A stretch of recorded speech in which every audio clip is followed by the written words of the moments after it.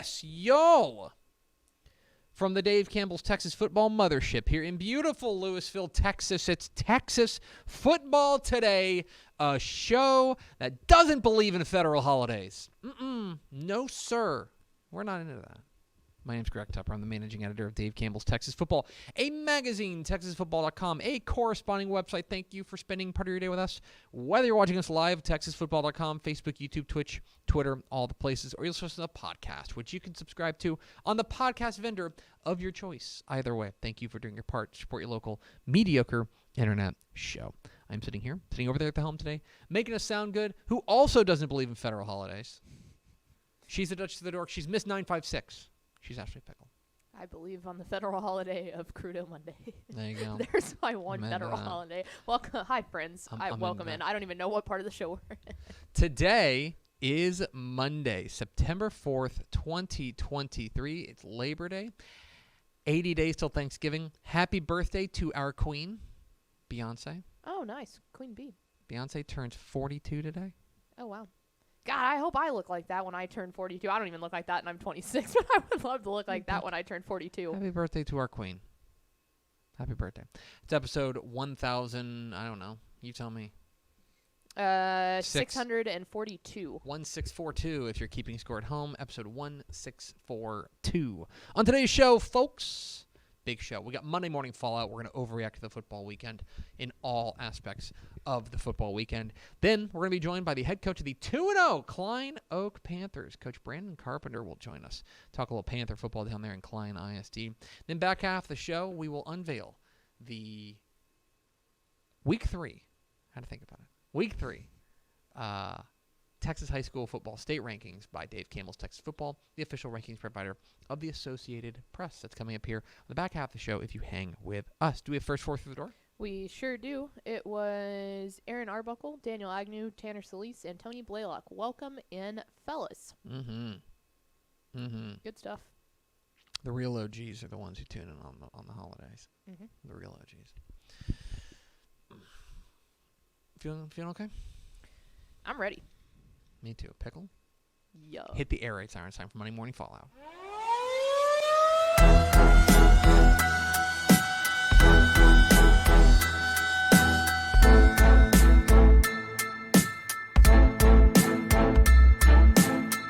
Monday Morning Fallout, of course, when we overreact to the football weekend, plenty to overreact to this weekend in a jumbo-sized Monday Morning Fallout. We'll start with my opening thought.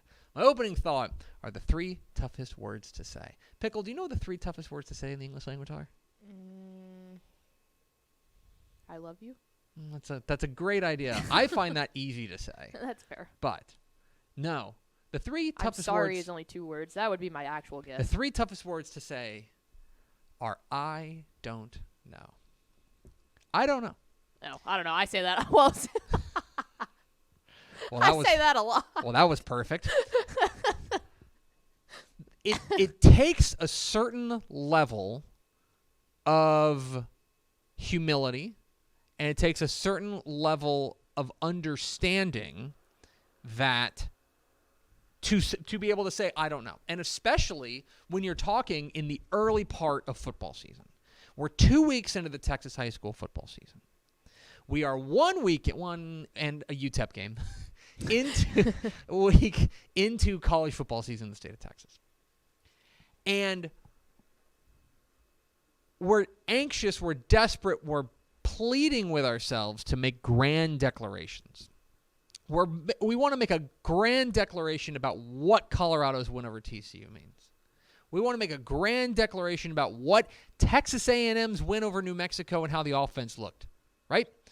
We want to make grand declarations about many high school football teams, maybe with disparate results in 2 weeks, maybe with the same kind of result in 2 weeks. But what we need to embrace is the uncertainty.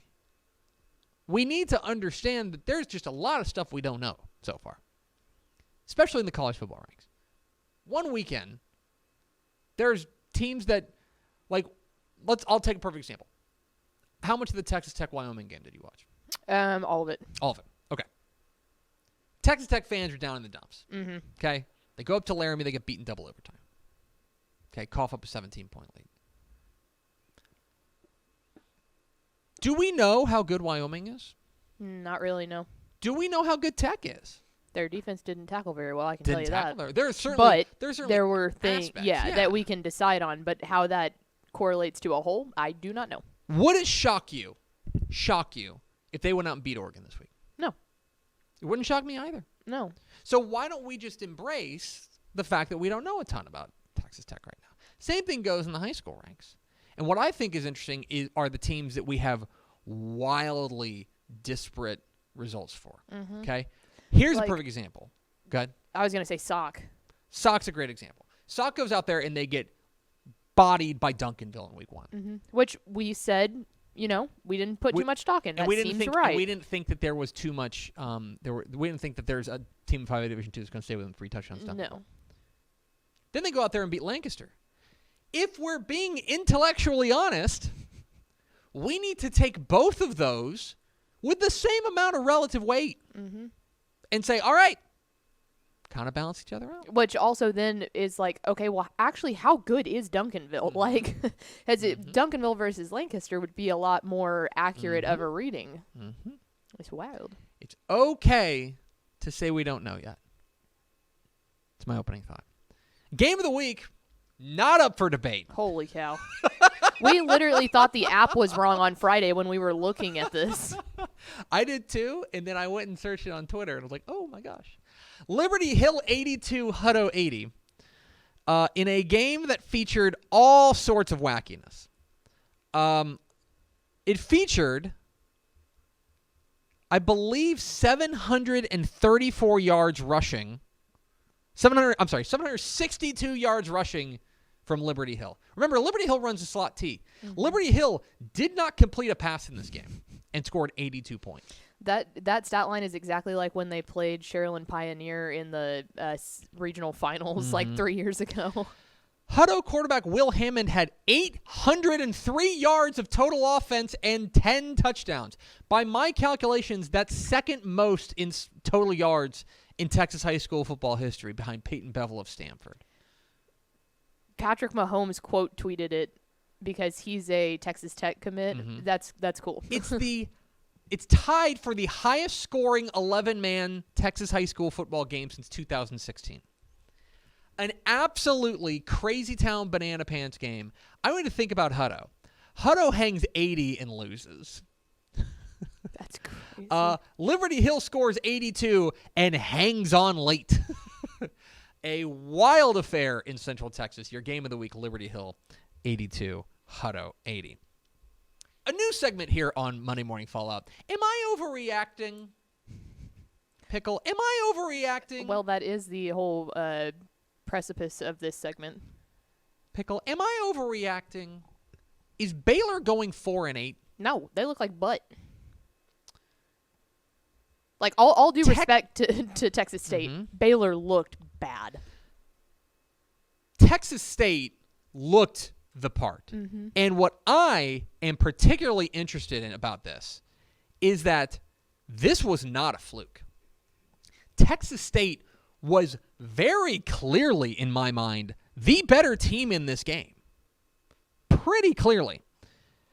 And what I think is very, very concerning if you are a Baylor fan is that the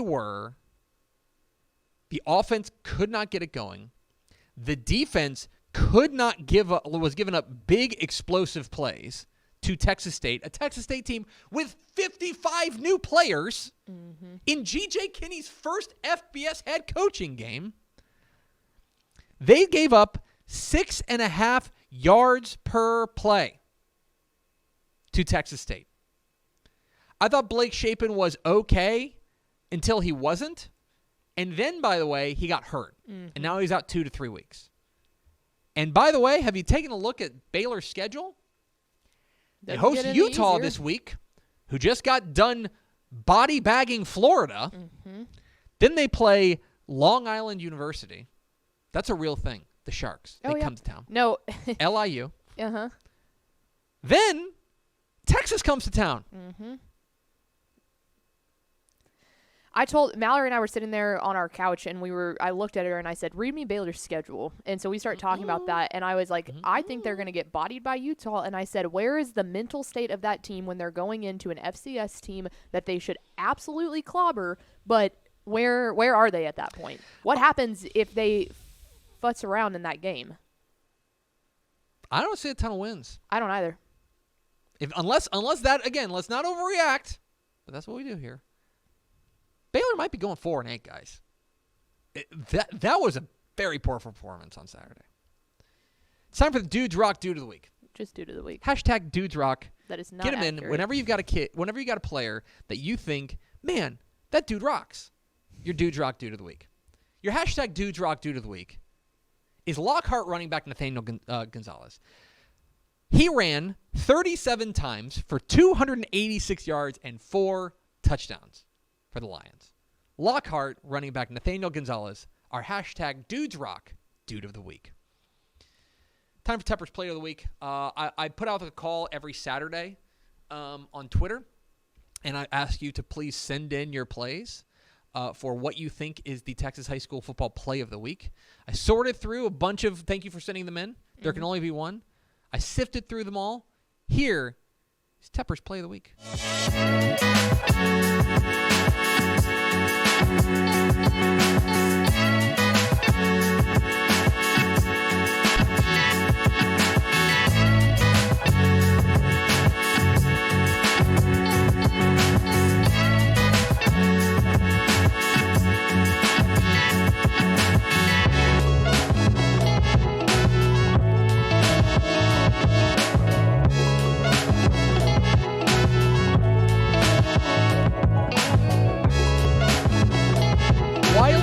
Wide receiver Amarian Porter with That the ruled. pinball toe tap touchdown catch for the Raiders.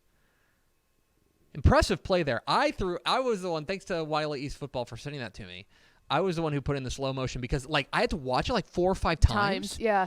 I'm like, what is going on here? And then finally when I slowed it down, I got to really appreciate the majesty of that play by Wiley East wide receiver Amarian Porter. That's Tepper's Play of the Week. Quick break for a hot take. UTEP can beat Northwestern. All right. Okay. Now I know there's people who are down in the dumps about UTEP. They got wrecked by Rutgers. Week 1 didn't go great for UTEP. Or week 0, I should say. Didn't go great for UTEP. But they woke up against Incarnate Word and got an important win. Mm-hmm. And let me tell you something.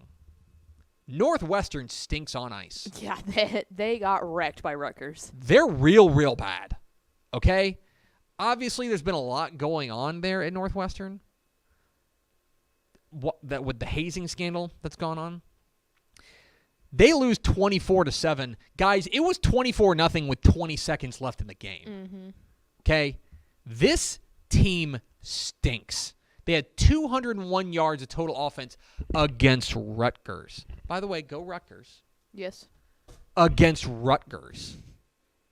And now UTEP goes to Evanston to play Northwestern. And I got to be honest, I think they can beat Northwestern. I'd be interested in seeing, let me see if I can find an early line on this. UTEP's a 1.5-point favorite. And you know what? That rules. Sounds about right. Here's your quick break for a hot take. It's our Huh of the Week. A result that makes you go, huh? Yeah. Houston Lamar 45, the Woodlands 21. So the first week of the year, again, this goes into the just things we don't know category. First week of the year, North Shore goes out there and they beat the Woodlands soundly. And we go, okay, hey, nice win against a state-ranked Woodlands team. The next week, Houston Lamar takes their turn on the Woodlands. And they clobbered them. This game was 35-7 at half. This game was a butt-kicking. Now, part of this, I think, is Houston Lamar's pretty good. I think this is a pretty darn good Houston Lamar team. They got a big game from running back Justin Howard. Their quarterback, Jordan Reeves, takes care of the football. Their defense is always very good under Tom Nolan. This team can ball. But for the Woodlands, that is now 2 games, and they've been outscored 83-38 Yeah, that's. for a team that started the year ranked. Mm-hmm. That is your of the week. Your wild stat of the week. Went into the depths for this one. You ready for this one? Mm-hmm. I tweeted this. Houston Scarborough. They, of the third longest all-time Texas high school football losing streak. It was like from 2015 to 2020 or something like that. They lost 58 games in a row. They are 2-0. How about that? They are 2-0 for the first time since 2001. What were you doing in 2001? Being 4 years old, 5 years old. New coach Darius Lewis, who's the defensive coordinator at Lamarck, doing the dang thing. That's awesome. They've already topped their win total from last year when they went 1-9. Houston Scarborough is 2-0 for the first time since 2001. But that's not all, Pickle. The Allen Eagles. You remember them? Kyler Murray's alma mater. Oh, yeah. One of 5 state They championships. have that big football stadium, huh? Got a big football stadium. Okay, that's the one. They get beat by Sheldon C.E. King. Mm-hmm. They're 0-2 for the first time since 1997. Yeah, that's the GOAT year. So for the first time in, how old are you? 26 years. First time in 26 years, Allen is 0-2. That's crazy. There's your wild stat of the week. It's time for the Matt Step. He's got that dog in him player of the week. And here And now, is Matt Step. the Matt Step. He got that dog in him. Player of the week. This is Matt Stepp with Dave Campbell's Texas Football in front of Cy-Fair FCU Stadium. And the winner of the Week 2, Matt Stepp, he got that dog in him award winner, is none other than Bridgeland wide receiver Oscar Nana. Oscar had 2 touchdown receptions, including the game-winning touchdown in overtime tonight in Bridgeland's 41-35 win over Katy Tompkins. And he also returned a kickoff 89 yards for a touchdown. Congratulations, Oscar. You, sir, have got that dog in you. This has been the Matt Stepp He Got That Dog in Him Player of the Week. Congratulations, Oscar Nana of Bridgeland. This week's recipient of the Matt Step. He's got that dog in him player of the week. Nothing makes me laugh harder than congratulations. You, sir, have that dog in you. Congratulations. Speaking of you have my attention. You have my attention, Malakoff. This was... I'm sitting in the studio and I read it out loud and Ish says, what? So, Malakoff and Grandview played for, as we've joked, the 7,000th time in the last 4 years. Mm-hmm. But the one common thread about this series has been in the regular season, Grandview beats Malakoff. Mm-hmm. They're undefeated in the regular season against the Zebras. Or, I'm sorry, against the Tigers. And I think we looked at last week, week 1 rather, and said, oh, they went to they took on West Rusk, and this is a West Rusk team that's losing a lot. They're rebuilding, they're reloading, they're kind of changing the way they do things at West Rusk. They win 56-14, Malakoff does, and you go, okay, great win, but let's see. Let's get another data point. Well, the other data point is a 51-21 drubbing on the road at Grandview of the Zebras. Insane. And they looked terrific. Pickle, they ran for 332 yards. They averaged 9.5 yards a carry. Mm-hmm. Jerian Hall was the real playmaker for them, but Mike Jones. Who? Mike Jones was excellent in this game. Bubba Hicks was a good player, was really strong as well. And their defense played fantastic. Malakoff, you have my attention. Get excited for Midland Legacy and Abilene. I like Matchup this. of unbeatens. Abilene's already got a win over Permian in week 1, and then last week in the Crosstown Showdown against Abilene Cooper, they took care of their business. Midland Legacy is 2-0, coming off of a really nice win over Amarillo Tascosa last week. This is going to be a real battle, and I think for Abilene, right now, we just did You Have My Attention. I'm almost there with Abilene. They beat Midland Legacy. Good 6A team, state-ranked 6A team. Let's talk. Mm-hmm. I'm very interested in seeing what happens when Midland Legacy travels to Shotwell Stadium to take on Abilene. Finally, Pickle, a final thought. Here on Monday Morning Fallout. College football's pace of play problem persists. Pace of play problem persists. It's a lot of peace. We've talked about this on this show. We've had multiple segments about how I think college football has a pace of play problem. Mm-hmm. Games are lasting 4 hours. games are too long. They're very long. They're very long. Especially when you go, the getting there, the Absolutely. parking, the if you're going to tailgate, even if you don't tailgate. And so there's been talk, remember in the off season they did a they had the rule changes as far as when the clock stops, things like that, to speed game things up. Right now, on average, teams are running about 2.5 fewer plays per game. Okay? About 2.5 per team. So there's 5 fewer plays per game because you can chalk that up to the clock rules. And okay, that's probably moving in the right direction. You know, that means that the pace of play should be quickening, right? Pickle, I take you to Louisiana Tech and SMU. This game was 38-14. An That's a pretty entirely normal score. unremarkable score. Yeah. 38-14 is real average. SMU looked great.